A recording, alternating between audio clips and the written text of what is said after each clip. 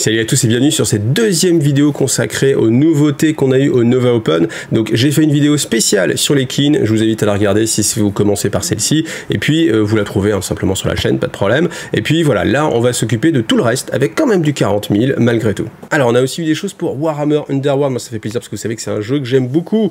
Donc on avait déjà vu ce personnage dans le Corn Day, c'était le 8 août si je dis pas de bêtises.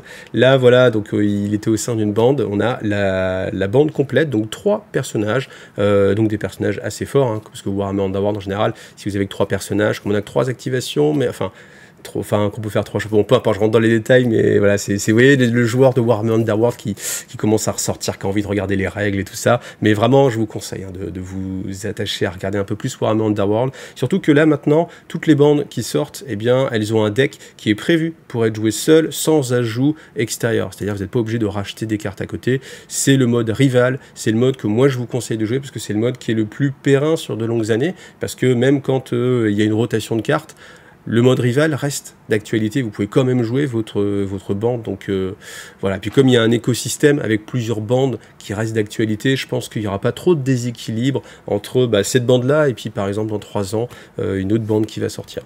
Donc qu'est-ce qu'on peut regarder vite? Les figurines sont assez réussies, moi je les trouve très réussies, très charismatiques, mais c'est encore une fois le charme d'un petit jeu d'escarmouche comme Warhammer Underworld, où vous avez que 3-4 figurines à sculpter, on peut se faire plaisir, on peut vraiment avoir des choses...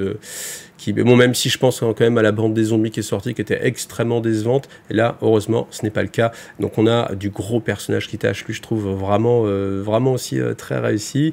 Les règles, on va pas trop rentrer dans les détails. Et puis voilà, celui-ci, on l'avait déjà vu, donc il est un petit peu moins mis en avant.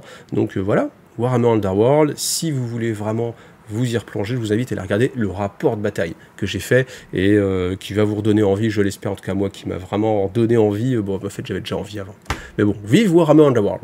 Ensuite pour Age of Sigmar, donc une petite vidéo qui est assez sympathique, je vous laisserai la regarder, bon elle est très rapide mais c'est assez sympathique. Donc voilà, donc on a un chasseur de monstres, voilà, qui ne dévore pas tout mais qui conserve en fait des éléments de sa chasse pour bien s'équiper, voilà, pour lutter contre le froid, pour manger. On voit un petit bras, il chasse tout, donc les monstres, même les humains, ouais, c'est le plus gros monstre.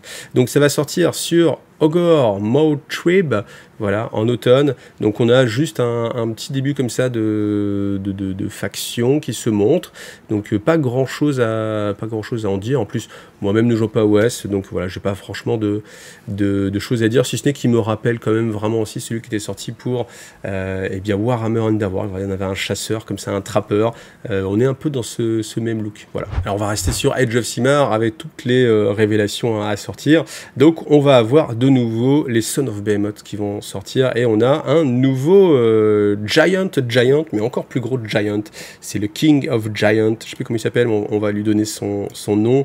Je vous laisse comme ça la petite vidéo. Ce qui est sympa, c'est quand on va le voir un petit peu en détail, parce que ça donne des vues un peu 360, alors pas complètement, mais pas mal. Donc déjà, première chose, ce ne sera pas un kit complètement refait, enfin pas complètement nouveau, parce qu'en fait, il va se baser sur les derniers, je sais pas comment ça s'appelle, mais les derniers géants Son of Behemoth est sorti. Ça va être le même kit, mais avec quelques ajouts en plus pour en faire un personnage spécial, donc The King. Je vais retrouver son nom, enfin, il va être donné. Donc voilà, je vous laisse regarder un petit peu les choses. Donc cette armée, elle est sympa, parce que c'est vrai que c'est le genre d'armée un petit peu l'équivalent des Imperial Knights. C'est des armées où vous pouvez jouer à votre jeu sans forcément avoir beaucoup de figurines à peindre. Je pense que voilà, on a pour Warhammer 40 000 les chevaliers, ça vous fait... peut-être si vous jouez pas que des armigueurs, je sais pas, 4-5 figurines à peindre. Là, c'est pareil, le Colossus. Donc vous avez que quelques figurines à peindre, des figurines assez emblématiques. Après, tout de suite, moi je me méfie, est-ce que ce kit-là, quand il va sortir, il va remplacer le kit des méga gargants classiques? Et en fait, on a connu ça justement avec les kits de chevalier. Vous avez le kit de chevalier, après vous avez le kit de chevalier spécial, personnage spécial. Au final, lui, il coûte un peu plus cher. Voilà. Et puis, au final, on vous dit, en fait, autant qu'on fasse qu'une seule boîte, vu que dans celui-ci, vous pouvez tout monter. Et puis hop, l'autre boîte disparaît, et puis vous vous retrouvez à payer votre méga gargant 10 à 15 euros plus cher. Bon, voilà, ça, malheureusement, je pense que c'est des choses auxquelles il faut s'habituer, hein, dans les procédures. Voilà, que penser? Bon, voilà. J'avoue que je suis pas ultra emballé plus que ça. Maintenant, est-ce que de base, les méga gargants Les autres, je les trouvais vraiment plus sympas, avec peut-être, je sais pas, c'est bizarre à dire, mais plus de caractère. Lui, peut-être dans sa posture, ou je ne sais pas, je trouve qu'il est, il est pas si charismatique que ça, alors qu'il est censé être justement le king, le roi, tout ça. Donc voilà, un petit peu moins charismatique. Bon, après, vous m'excuserez hein, sur ma connaissance du fluff des Joximar, qui est quasiment inexistante, donc voilà, j'ai peut-être dit des bêtises, ne m'en veuillez pas pour ça. Donc ça va sortir en automne, voilà, on a vu les Ogre et les Son of Behemoth, voilà, tout ça en automne. Et puis après, en winter, qu'est-ce qui va se passer en winter? Et bien en winter, ce sera la sortie de Slave to Darkness, c'est pareil, avec le même principe que ce qu'on a vu pour la Ligue Votann, donc une boîte, enfin ça c'est un principe qu'on connaît déjà depuis longtemps. Donc vous avez, donc si c'est en winter, donc voilà un petit peu en Noël, on imagine. Il n'y a pas trop de sorties en général en décembre, donc fin novembre, on va dire. En même temps, winter, ça commence quand? C'est le 21. Donc bah voilà, ce sera là. Je pense que ce sera quand même avant Noël, ce serait dommage de se priver d'une belle boîte avant Noël. On a donc Slave to Darkness, le prince démon qu'on avait vu. Les Ogre, pas les Myrmidons, mais les je ne sais plus comment ils s'appellent. On va les retrouver, ils sont juste après. Ce prince démon, on l'avait vu, voilà, avec les différentes têtes, plus ou moins aussi. Je crois même que j'avais fait un vote en live, on avait voté pour quelle est la tête que vous préfériez. Je crois que c'était celle-ci qui avait gagné. Alors là, par contre, je suis très séduit. Tant qu'on peut l'être par des personnages en armure comme ça, mais par ces personnages, je les trouve vraiment très réussis dans leur design, dans leur posture. Vous voyez, ces deux-là, par exemple, on a vraiment une posture très dynamique.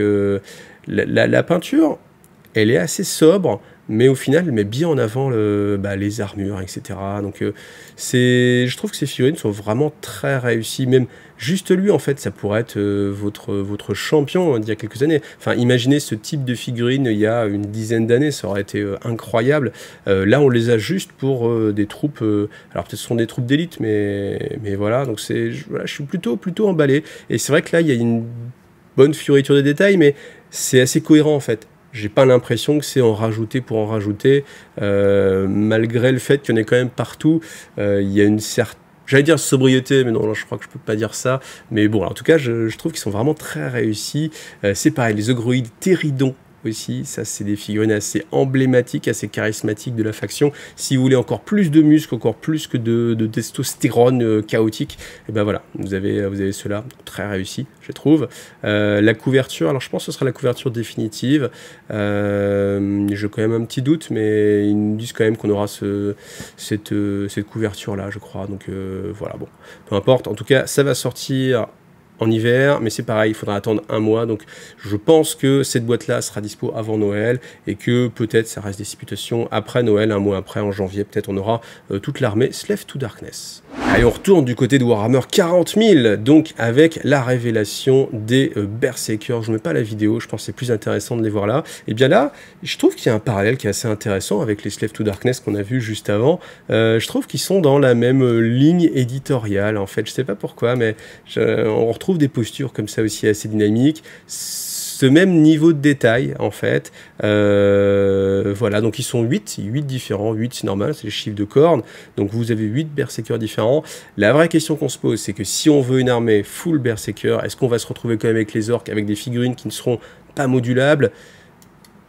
C'est une crainte qu'on peut avoir. Honnêtement, c'est une crainte qu'on peut avoir. Après, j'imagine qu'on va pouvoir quand même changer l'armement. Là, on a donc des Berkos avec des Berserkers, pardon, avec le pistolet plasma, donc pistolet H. On a des armes à deux mains.